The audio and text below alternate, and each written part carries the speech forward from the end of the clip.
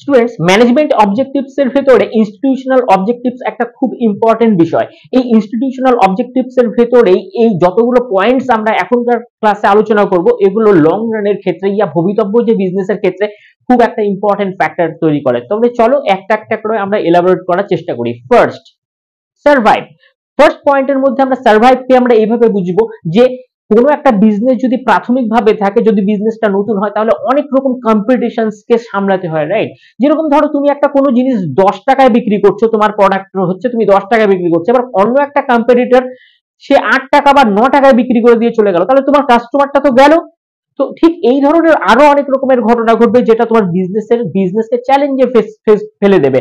এবার এই ধরনের চ্যালেঞ্জকে ফেস করে তোমাকে সাস্টেইন করতে জানতে হবে, শিখতে হবে যে এই ধরনের মার্কেট শুধুমাত্র তোমার একার জন্য না, আরো অনেকে এই ধরনের চ্যালেঞ্জেস অনেক ভাবে নানা রকম ভাবে আসবে। তো এই যে একটা সিচুয়েশন, সেটাকে বলা হবে সার্ভাইভ। নেক্সট, প্রোডাক্টকে তোমাকে ইন্টেন্সিফাই করতে হবে, মানে প্রোডাক্টকে ডেভেলপমেন্ট করতে হবে। সব সময় প্রোডাক্টকে তোমার চেষ্টা করতে হবে যে আমি কিভাবে ভালো প্রোডাকশনস করব, ভালো কোয়ালিটি কাস্টমারকে দেব, মিনিমাম দামের মধ্যে কাস্টমারকে আরো অনেক বেশি ভ্যালু কিভাবে আমরা প্রোডাক্ট প্রোভাইড করব। তো নেক্সট নিউ বেটার, এনএনবি, এইভাবে আমরা যদি ভাবতে পারি তাহলে আমরা সব সময় ইনোভেশনস করব, এইভাবে মাথা লাগাবো যে কিভাবে একটা প্রোডাক্টকে উন্নীত করা যেতে পারে।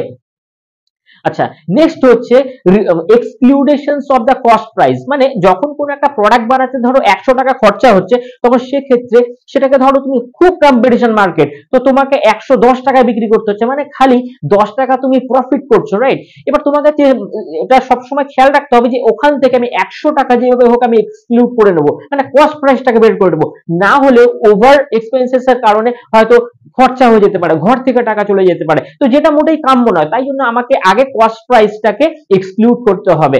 তো এইভাবে করে আমরা এই সিচুয়েশন গুলোকে দেখবো। ফাইনালি হচ্ছে রেপুটেশনস কে বিল্ড আপ করতে হবে over the longer period of টাইমের ভেতরে। তোমার বিজনেসের রেপুটেশনসই হচ্ছে সবচেয়ে শেষ কথা।